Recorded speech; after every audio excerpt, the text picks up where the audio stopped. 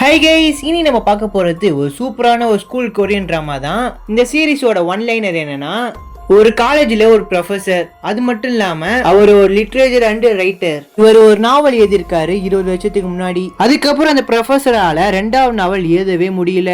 எவ்வளவோ ட்ரை பண்ணி பார்த்துட்டாரு, அவரால் முடியல. அப்போதான் அவரோட காலேஜில் கடைசி பெஞ்ச் ஸ்டூடெண்ட்டை பார்க்குறாரு. அந்த பையன் அசைன்மெண்ட் சப்மிட் பண்றதெல்லாம் இவர் படிச்சு பார்த்துட்டு அவனை ரொம்பவே பிடிச்சி போய் அவனை வீட்டுல கூப்பிட்டு ட்ரெயின் பண்றாரு. டீச்சருக்கும் ஸ்டூடெண்ட்டுக்கும் நடுவில் பாண்டிங் ரொம்பவே சூப்பரா இருந்துச்சு. அதுவே போக போக வினையா மாறிடுது.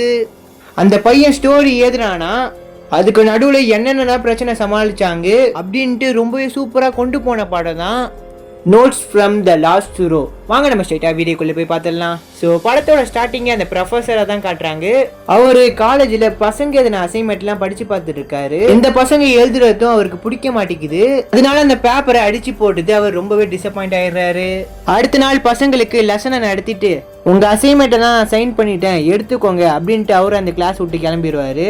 அப்போ ஒரு பொண்ணு ஓடி வந்து, என்ன சார் பண்ணி வச்சுக்கிறீங்க, என்னோட அசைன்மெண்ட்ல குப்பன் எழுதி வச்சுக்கிறீங்க, உங்களுக்கு தெரியாதுன்னு நினைக்கிறேன், நான் ஒரு இன்ஃப்ளூயன்சர், என்னோட விளாகுக்கு மட்டும் 30,000 சப்ஸ்கிரைபர்ஸ் இருக்கு, இதை நீ கண்ணா பின்னான்னு ஏத்திக்கிற, இது ஒரு ஸ்டோரின்னு என்னால ஏத்துக்க முடியாது, இதை நீ உன் மனசுல இருந்து எழுதல, இதை நீ உன் போன்ல இருந்து காப்பி பண்ணி எழுதிருக்க, இத குப்பன்னு சொல்லாம வேற என்ன சொல்றது அப்படின்னு கத்திட்டு அந்த இடத்த விட்டே கிளம்பிடுறாரு. பின்னாடி வர பசங்க எல்லாம் இவர் இப்படிதான் வீடு அப்படின்ற மாதிரி பேசிட்டு இருக்காங்க.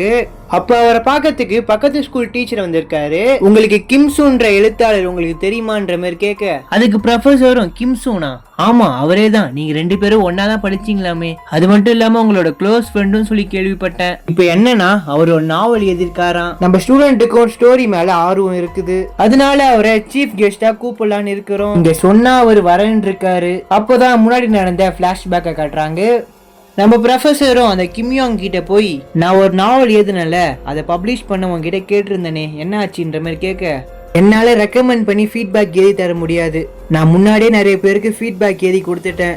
ப்ரொஃபஸரும் என்னதான் சொல்ல வர அப்படின்ற மாதிரி கேட்க, ஃபர்ஸ்ட் உன்னோட நாவலை நீ நல்லா எழுத கத்துக்கோ, அப்படி இல்லைன்னா நீ எழுதவே எழுதாத அப்படின்ற மாதிரி சொல்லிட்டு போயிடுவாரு. அதெல்லாம் நம்ம ப்ரொஃபஸரும் இப்ப நினைச்சு பாக்குறாரு. அடுத்த நாள் ப்ரொஃபஸரும் காலேஜ்ல பசங்களுக்கு ஸ்டோரி சொல்லிட்டு இருக்காரு. அப்போ ஒரு பையனோட போன்ல இருந்து ஹெவி சவுண்ட் கேட்டுருது. அப்ப ப்ரொஃபஸரும் யாரு, அது என்ன சவுண்டு அப்படின்ற மாதிரி கேட்க, அதுக்கு அந்த பையனும் சாரி சொல்றான். அதுக்கு அந்த ப்ரொஃபஸரும் அவனை வெளியில போ அப்படின்ற மாதிரி சொல்லுவாரு. அப்போதான் நம்ம ஹீரோவை காட்டுறாங்க. அவன் என்ன சொல்லுவானா, அவர் ஸ்டோரி சொல்லிட்டு இருந்திருப்பாரு, நீங்க சொன்னது தப்பு, அதுக்கு இதுதான் கரெக்டா வரும் அப்படின்ட்டு அந்த ப்ரொஃபஸரை பார்த்து சொல்லுவான். இதோட கிளாஸ் முடிஞ்சிடுச்சு, ஆமா இதோட நிறுத்திக்கலாம் அப்படின்ற மாதிரி சொல்லிடுவாரு.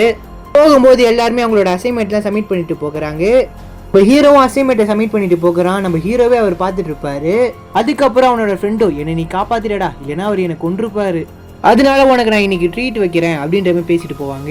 இப்போ நம்ம ப்ரொஃபஸருமே நம்ம ஹீரோ எழுதின லெட்டரை படிச்சு பார்த்துட்டு இருப்பாரு.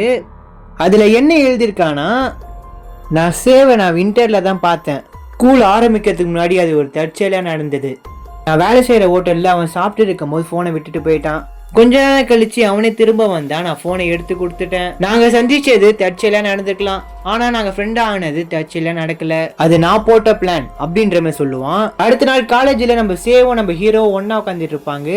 இப்போ 2 பேரும் பாத்தீங்கன்னா இன்ட்ரோடியூஸ் ஆயிருக்காங்க. நீங்க என்னென்ன டிபார்ட்மெண்ட் சொல்லி எல்லாருமே விசாரிச்சிருக்காங்க. எனக்கு கோடிங் தெரியுமா, எனக்கு அதெல்லாம் தெரியாது, நான் வீடியோ கேமுக்காக தான் அந்த காலேஜ்ல வந்து சேர்ந்தேன். அதுக்கு நம்ம ஹீரோவும் கோடிங் ரொம்பவே ஈஸி அப்படின்ட்டு கிளாஸ் முடிஞ்ச உடனே எப்படி கோடிங் அடிக்கணும்னு சொல்லி நம்ம ஹீரோ சொல்லி காட்டுறான். இதை நீ எப்படி பண்ற, எனக்கு கொஞ்சம் சொல்லி தரியா அப்படின்ற மாதிரி கிம் கேட்க, இல்ல இன்னைக்கு நான் பார்ட் டைம் வேலை போகணும், அப்ப நாளைக்கு எங்க வீட்டுக்கு வரியா அப்படின்ற மாதிரி கிம் கேட்பான். அப்ப நான் போட்ட பிளான் சக்சஸ் ஆச்சு, உங்களோட ஃப்ரெண்ட்ஷிப் வளர்ந்தது, ஒருத்தர் வீட்டுக்கு ஒருத்தர் வந்து போகிற மாதிரி.